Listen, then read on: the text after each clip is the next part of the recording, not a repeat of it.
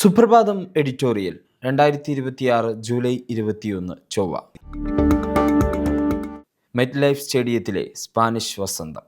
ന്യൂജേഴ്സിയിലെ met life സ്റ്റേഡിയത്തിൽ Spanish captain Rodrigo Hernandez കസ്കാന്റെ ലോകകപ്പ് ഉയർത്തുമ്പോൾ അങ്ങകലെ മാഡ്രിഡിലെ പ്യൂർട്ട ഡെൽ സോൾ ഘടികാരത്തിലെ സൂചികൾ ഒരു നിമിഷം നിശ്ചലമായിരിക്കണം. മാഡ്രിഡിലെ പ്ലാസോ ഡെ കോളോണിലെ ആരവങ്ങളിൽ മറ്റെല്ലാം മുങ്ങിപ്പോയിരിക്കണം. ലോകകപ്പ് ചരിത്രത്തിൽ സ്പെയിനിന് ഇത് രണ്ടാം കിരീടം. വിധിയുമായി ഞങ്ങൾക്ക് ഒരു കൂടിക്കാഴ്ചയുണ്ടായിരുന്നു. ആ നിമിഷത്തെ ഞങ്ങൾ നഷ്ടപ്പെടുത്തിയില്ല. ലോകകപ്പ് കിരീടം ഉയർത്തിയ ശേഷം സ്പെയിൻ പരിശീലകൻ ലൂയിസ് ഡിലാ ഫുവന്റെ പറഞ്ഞു, വർഷങ്ങളായി ഒരേ ഫുട്ബോൾ ദർശനത്തിലും പരിശീലന രീതിയിലും അചഞ്ചലമായി വിശ്വസിച്ച ഒരു രാജ്യത്തിൻ്റെ ആത്മവിശ്വാസത്തിൻ്റെ പ്രഖ്യാപനമായിരുന്നു അത്. സ്പെയിനിൻ്റെ വിജയം ഒരു ലോകകപ്പിലോ ഒരു തലമുറയിലോ ഒതുങ്ങുന്നതല്ല. 12 യൂറോ കപ്പുകളിൽ 4 കിരീടങ്ങൾ നേടിയ രാജ്യം, ഈ നൂറ്റാണ്ടിൽ യൂറോപ്യൻ ക്ലബ് ഫുട്ബോളിലും ഏറ്റവും വലിയ ശക്തിയായ രാജ്യം. വനിതാ ഫുട്ബോളിലും അവർ ലോക ചാമ്പ്യന്മാരാണ്. ഫുട്ബോൾ ലോകത്ത് ഒരിക്കലും വെറുമൊരു കളിയായിരുന്നിട്ടില്ല. അത് ലോകരാഷ്ട്രീയത്തിൻ്റെ പ്രതിധ്വനിയും ദേശീയ സ്വത്വത്തിൻ്റെ പ്രകടനവും സാംസ്കാരിക ആധിപത്യത്തിനായുള്ള മത്സരവുമാണ്. മൈതാനത്ത് ഏറ്റുമുട്ടുന്നത് 11 താരങ്ങൾ മാത്രമല്ല, ചരിത്രവും ആശയങ്ങളും അധികാരവും ദേശീയ വികാരങ്ങളുമാണ്.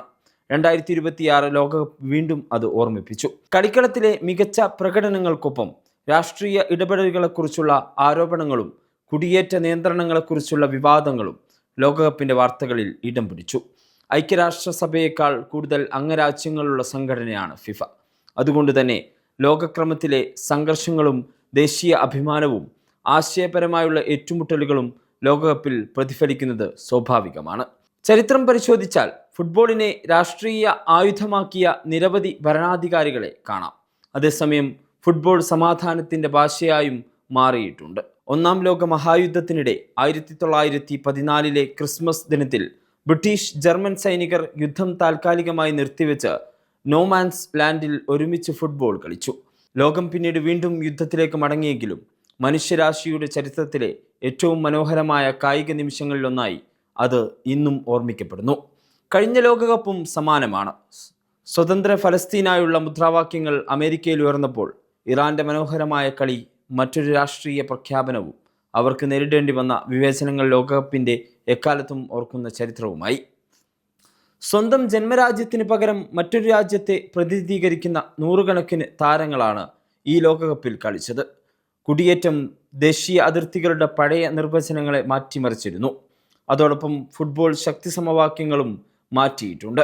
ഒരു കാലത്ത് ചെറിയ രാജ്യങ്ങൾ വലിയ ടീമുകൾക്ക് മുന്നിൽ എളുപ്പത്തിൽ കീഴടങ്ങിയിരുന്നു.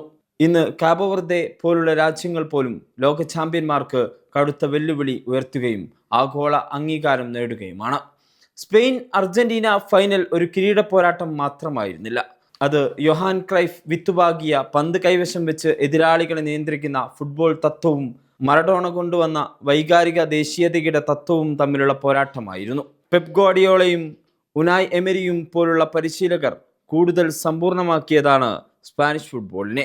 11 താരങ്ങളും ഒരു ജീവിയെപ്പോലെ ഒരുമിച്ച് നീങ്ങുന്ന പന്തിനെ കേന്ദ്രീകരിച്ചുള്ള പ്രതിരോധം, വ്യക്തമായ സ്ഥാനബോധം, കൃത്യമായ സംഘാടകത്വം, ചെറുപാസുകളിലൂടെ മുന്നേറുന്ന ആക്രമണം എന്നിവയാണ് ആ ശൈലിയുടെ സവിശേഷത. ഈ തത്വത്തിൻ്റെ ഏറ്റവും വിശ്വസ്തനായ പ്രതിനിധിയാണ് ലൂയിസ് ഡിലാ ഫുവന്റെ. ലോകം മുഴുവൻ യൂറോപ്പിലെ എലൈറ്റ് നിലവാരത്തിലേക്ക് സ്വയം പൊരുത്തപ്പെടുകയാണ്. സ്പെയിൻ സൗന്ദര്യത്തിൻ്റെ വഴിയിലൂടെയും അർജന്റീന പോരാട്ടത്തിൻ്റെ വഴിയിലൂടെയും ആ ലക്ഷ്യത്തിലെത്തി.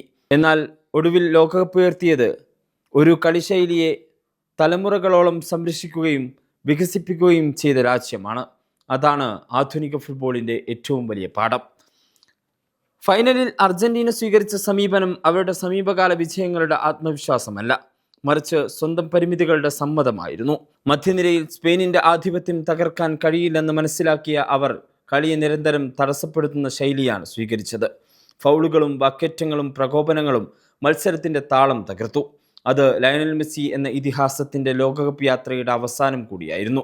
അർജന്റീനിയൻ ടീം ഒരു ഫുട്ബോൾ സംഘത്തെക്കാൾ വിശ്വാസത്തിൻ്റെ മേൽ നിലകൊള്ളുന്ന ഒരു സമൂഹമായിരുന്നു. 39-ാം വയസ്സിലും അത്ഭുതങ്ങൾ സൃഷ്ടിക്കുമെന്ന മെസ്സിയിലുള്ള അചഞ്ചലമായ വിശ്വാസമായിരുന്നു ടീമിൻ്റെ ഏറ്റവും വലിയ കരുത്ത്. എന്നാൽ എല്ലാ ഇതിഹാസങ്ങൾക്കും ഒരവസാനമുണ്ട്. എത്ര മഹാനായാലും ഒരു ദിവസം ആ മാജിക് അവസാനിക്കും. ഈ ലോകകപ്പ് ഫൈനലിൽ അതാണ് സംഭവിച്ചത്. ഫെറാൻ ടോറസ് ഗോൾ നേടിയപ്പോൾ ആഘോഷിക്കുന്ന സ്പാനിഷ് താരങ്ങൾക്കിടയിൽ മെസ്സി തലകുനിച്ച് പുൽത്തകിടിയിലേക്ക് നോക്കി നിൽക്കുന്ന ദൃശ്യം ഒരു യുഗത്തിൻ്റെ അവസാനത്തെ പ്രതീകമായിരുന്നു. ഫുട്ബോൾ വെറും തന്ത്രങ്ങളും ഗോളുകളുടെയും കഥയല്ല. അത് ലോകത്തിൻ്റെ രാഷ്ട്രീയ ഭൂപടം വായിക്കാൻ കഴിയുന്ന ഒരു കണ്ണാടിയാണ്. ഭരണാധികാരികൾ അതിനെ പ്രചാരണത്തിനായി ഉപയോഗിച്ചിട്ടുണ്ട്. ജനങ്ങൾ അതിനെ പ്രതിരോധത്തിൻ്റെ ഭാഷയാക്കിയിട്ടുണ്ട്. അതേസമയം ആഗോളവൽക്കരണത്തിൻ്റെ ഏറ്റവും ശക്തമായ പ്രതീകമായും മാറിയിട്ടുണ്ട്. അതിനാൽ ലോകകപ്പ് അവസാനിക്കുമ്പോൾ വിജയിക്കുന്നത് ഒരു ടീം മാത്രമല്ല, ചരിത്രവും രാഷ്ട്രീയവും സംസ്കാരവും മനുഷ്യ സമൂഹത്തിൻ്റെ സങ്കീർണതകളും വീണ്ടും ഒരിക്കൽ കൂടി ലോകത്തിൻ്റെ ശ്രദ്ധാകേന്ദ്രത്തിലെത്തുകയാണ്. പന്ത് ഉരുളുമ്പോൾ അതിനൊപ്പം ഉരുളുന്നത് അനവധി രാജ്യത്തിൻ്റെ സ്വപ്നങ്ങളും അധികാരത്തിൻ്റെ കഥകളും മനുഷ്യ ചരിത്രത്തിൻ്റെ തുടർച്ചയുമാണ്.